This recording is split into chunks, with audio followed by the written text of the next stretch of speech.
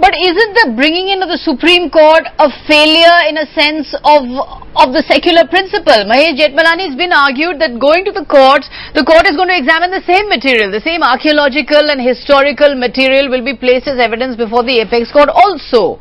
So, is this really, in the domain of the judiciary to settle at the end of the day the hard work, the sacrifices are going to have to come from the citizens on both sides? Well, that's only the citizens on both sides. You can't compel a settlement. Ideally, you and me, Sagarika, would love a reconciliation even at this stage when parties can reassess their positions in the light of the Allahabad High Court judgment. But if parties are going to be recalcitrant and refuse to do it, you can't drive them, you can't force them to a settlement. After all, perhaps the losing party feels aggrieved and they feel that they have a better chance at the Supreme Court. So how can you deny them that right? But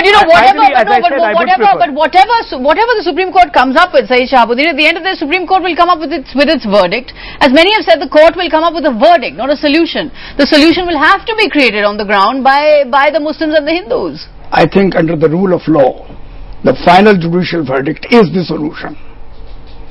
You can't escape from that. And we have always been saying, the Muslim community at every level, whatever be the final judicial verdict, we shall accept it. So hypothetically, if the Supreme Court echoes parts of the Allahabad High Court judgment, you, the Muslim community, will accept it? Whatever it says. We are bound by it. We are citizens of this country and we obey the Constitution. So there is no but there is very good reason for many parties to go to Supreme Court. I mean, there is a difference of opinion, inconsistencies and contradictions among the three judges. But what I'm saying is, isn't going to the court a way of passing the buck? Because you're saying let the courts handle it, let the courts come up with a solution. But actually the solution has to come from within, it has to come from your heart. Then? Why do the courts exist then? Why did we go to them in 1949 and again assemble together all the title suits under an order of the government in the Allahabad High Court? And why did this bench go along for so many years? And after all, the bench does not have absolute wisdom. It's only a High Court bench. It is subject to the supremacy and to guidance by the Supreme Court. Okay, let's bring in Mr. Darshak Hathi of the International Art of Living. You were saying to me earlier this evening that you do not believe that the courts can provide any solution to this.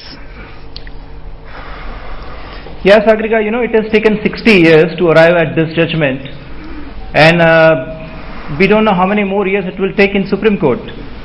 And besides, there is so much of unrest in the society, and till the judgment came, all the political parties, they were saying that we must respect to the High Court's judgment. And now since the judgment has come, if it doesn't suit to their political agenda or their belief systems, then they want to go in the Supreme Court. So what is the guarantee that they will also respect to the judgment of the Supreme Court? And by giving such statement, we are undermining our judicial system. People will lose the faith in the judicial system. So I think court has given a very good compromising statement, and we should go ahead with it. And all the political parties should stop taking the mileage out of it, should stick to the solution. And I think religious leaders should come forward, because the people have already accepted the solution. There is so much of peace and harmony in the society. It is just the political party who are instigating and trying to take the mileage out of it. And the political parties may continue. Go by the High Court's judgment. And Mahesh Jethmalani, the political parties may continue to take mileage. Whatever formulas the courts comes up with, the Hindu groups affiliated with the BJP, they are already saying that they're not happy with this 1/3 allotted to them. When the court comes up with whatever hypothetical solution it comes up with, they could be unhappy with that, and there could be some sort of recourse to extra constitutional means. Are you also giving a guarantee on behalf of the BJP at least that you will? In the realm of, Sagarika, you're in the realm of pure speculation, and this speculation actually is extremely harmful. I refuse to get to that area. Precisely because it's a political issue.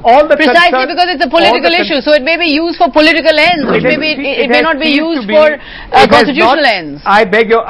I differ with you, Sagarika. Since in the last two elections, the Babri Masjid issue has not been an electoral issue. Even the last election, if you recall, the BJP put it on the back burner and said it will not be an electoral issue. Thereafter, its leaders have repeatedly stressed that they will abide by the court verdict, as indeed they have to, because they are not parties to this suit anyway. And you know, the fact of the matter is, you keep saying, every right-minded person says that you must separate religion from politics. Why are you bringing the politicians back into this purely religious issue now?